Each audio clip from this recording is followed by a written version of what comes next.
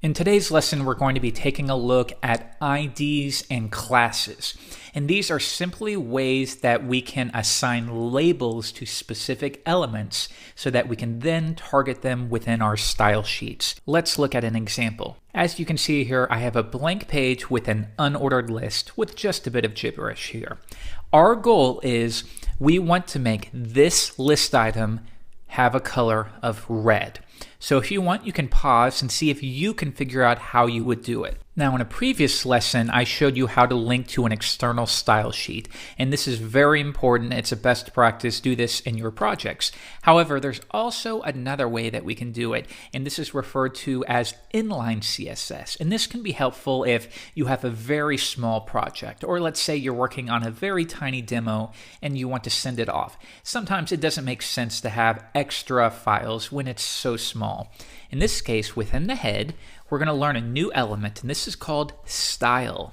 Now, we can add CSS properties within here the same way we would as if it was a style sheet. Just note, within the head of your document, wrap everything within a style tag. Now, to give you an example, if we set the body, and we set the background color of the body element, meaning the wrapping body element, is going to have a background of red. Let's try that out. And as you would expect, the CSS is being applied correctly. Good. So now let's get back to our assignment. We need to make this third list item right here red. How would you do that?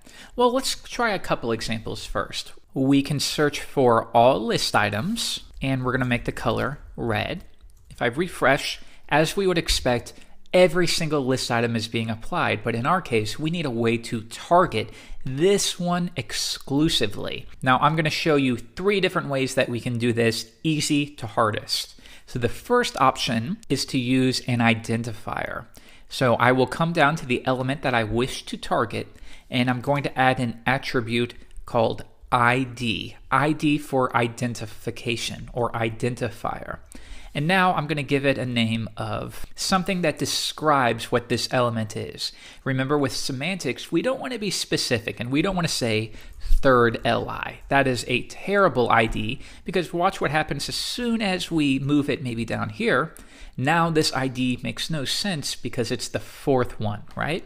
So always describe it rather than be specific. In this case, maybe here we would like to apply emphasis here. So this describes it. It's an emphasized section. Well, now I can reference any ID within my CSS by doing # and then the name of the ID. So in this case, I will copy this and paste it in. And then within curly braces, I add my styling per usual. Now we're saying, look on the page for an element that has an ID of emphasis. Let's try it out now. And as you would expect, only the 3rd element is red because that's all we targeted. Let's see what would happen if we add another ID here of emphasis as well. If I refresh, it is going to work, but I don't want you to do this. This is a bad practice. We use IDs to target specific elements. They are not intended to group elements together. And while a browser will allow you to get away with it, it's a very bad practice in the web design community, and you shouldn't do it. Instead, we use what's known as classes. They are quite similar to IDs, but the main difference being we use an ID to target one element. We use classes to style a group of elements. So for example, what about all buttons that's on your website? There will be numerous ones. If you want them all to receive your button styling, it would make sense to apply a class of button to any applicable elements. That way, we use a class to style groups of elements. Here, I'm going to select ID, and I'm going to change it to class. Now, to target a class, we don't use the #, that's for IDs. Instead, we use a period to reference a class. And this time we'll make the color green.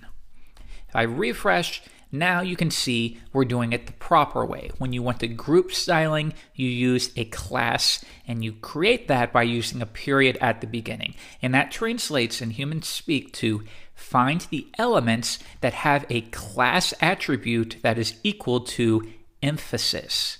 and style them like so. If we come back, I told you I would show you 3 ways, but we've only gone over 2. An important distinction to make is that you don't want to litter your HTML with IDs everywhere. So you don't want to apply an ID here and then an ID to every single list item and every element. Even though it might seem like that would help because then you can target anything you want to, it's a bad practice, especially when there are multiple ways to target elements without using identifiers. Some of these are part of CSS 3, which is the next standard for cascading style sheets. And the downside is that some of these aren't available in all browsers. And this is something you're going to find. Just because it works in the latest version of Chrome doesn't mean it'll work in maybe Internet Explorer 7. And this is something that's going to make you tear your hair off once you get a little bit further into web design. But let's try it. This time, no ID, we're still going to target my. And this is the way that I would personally do it. I'm going to type li:, nth child. Now within parentheses here, we can specify which list item we need to target. In this case, we want to target the 3rd one, so I will type 3, and this time I will make the color orange. Refresh the page, and now without using a specific identifier, we were still able to target the 3rd list item. Let's see what happens when we duplicate this unordered list a few times. One more time, and now I want you to note it's targeting the 3rd list item for each occurrence. So note that we're not saying find the very 3rd list item and that's it. We're looking for a list item and then we're finding the nth child of its parent. So look for a list item, get its parent, and then look for the 3rd child. 1, 2, 3, I got that one. The next one, exact same thing. So don't think that you're targeting only one. You could be targeting a group. Now you might be thinking, how would we target just this one if we wanted to use this format and we don't want to style any of these other unordered lists? Well, again, you have a couple options. One, you could apply the identifier, and we'll just give it an ID of sect for the time being. And we could do it like so, refresh, and now we're targeting it. Or you could use some more advanced CSS selectors, but that's the fun thing about CSS is there's multiple ways to solve any problem. In this case, there's another way we could do UL first of type. And if I refresh, you can see we are successfully targeting that first one, again, without using a selector. Now, if this is getting confusing, don't worry. There are probably plenty of designers who have never used first of type. But if we were to go through this, we're saying get all unordered lists, then filter them down. We only want the first of type, meaning the first of the type unordered list. So we find the very first one. Then we add a space, and this is where we can further select down.